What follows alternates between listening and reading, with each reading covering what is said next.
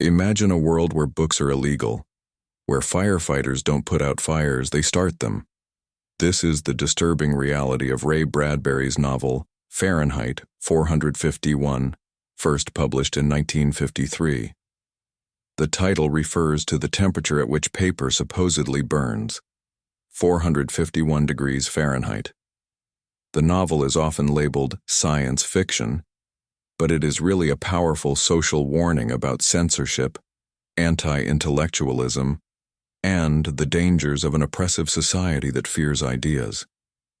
Bradbury wrote the novel shortly after World War II, during a time when political fear and censorship were rising, especially during the era of McCarthyism in the United States.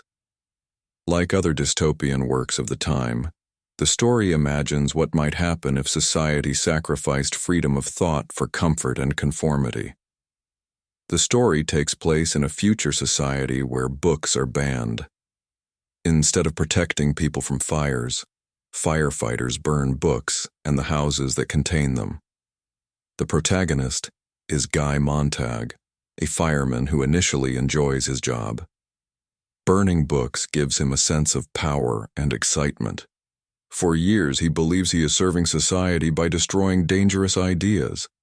But Montag's life begins to change after he meets his unusual neighbor, Clarice McClellan, a curious and thoughtful 17-year-old girl.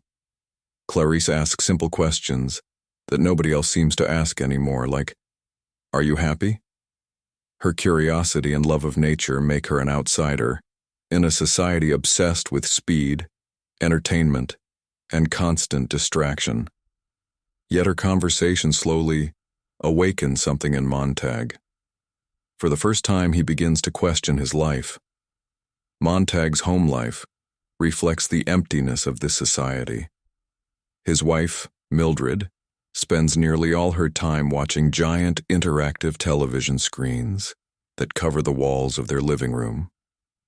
She listens constantly to tiny radio devices in her ears and takes sleeping pills to escape reality.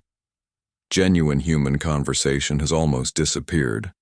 People are overwhelmed by media, noise, and constant stimulation. Entertainment replaces thought, and many citizens feel restless, numb, or unhappy without understanding why. Meanwhile, a war looms in the background, but most people ignore it entirely. One night, Montag and his fire crew are called to burn a house filled with books.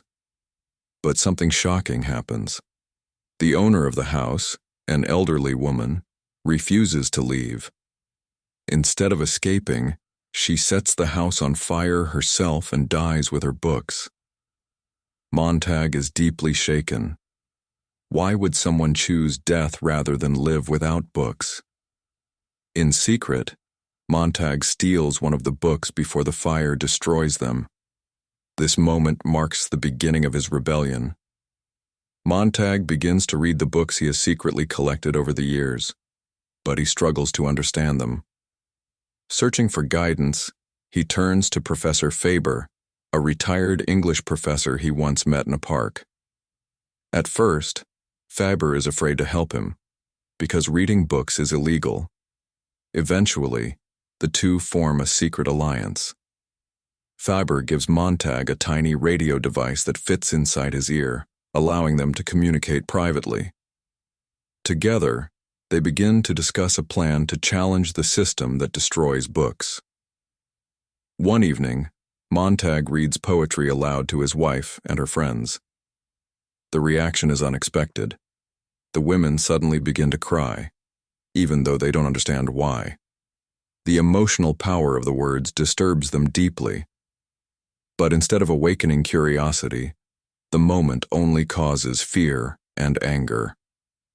Soon after, Montag receives the ultimate betrayal. His own wife reports him to the authorities. Montag's fire crew arrives at the next emergency call.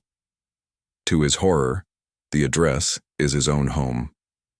Captain Beatty, Montag's commanding officer, orders him to burn the house himself. Piece by piece, Montag destroys everything he owns. As Beatty mocks him and threatens to arrest both him and Faber, Montag reaches his breaking point. He turns the flamethrower on Beatty and kills him. Now, Montag is a criminal, and the city begins hunting him. The authorities release a terrifying machine known as the Mechanical Hound, a robotic tracker capable of identifying people by their scent. The hound attacks Montag and injects his leg with a paralyzing drug, but he manages to destroy it and escape. Montag flees through the city and finally reaches Faber's home. Faber helps him escape by changing his scent with new clothes and directing him toward a nearby river. Floating downstream, Montag washes away his trail and disappears into the wilderness. Beyond the city, Montag discovers a hidden community of intellectual outcasts. These people have dedicated their lives to preserving literature. Since books are illegal, each person has memorized an entire work, a novel, a poem, or a philosophical text, so the knowledge cannot be destroyed. They have become living books, waiting for a time when society is ready to learn again. Their leader Granger welcomes Montag into the group. Suddenly, the war that everyone ignored finally arrives. Bombers destroy the city in a devastating nuclear attack. From a distance, Montag and the group watch the civilization that rejected knowledge collapse in a single moment. But the survivors see hope. With the old world gone, they believe humanity might finally have a chance to rebuild a society where books, ideas, and free thought can exist again. Montag joins them as they begin the long journey back toward the ruins, carrying the memories of literature in their minds. At its core, Fahrenheit 451 is not just a story about burning books. It is about the danger of a culture that rejects thinking, replaces knowledge with entertainment, and allows censorship to grow unnoticed. Bradbury's warning is simple but powerful.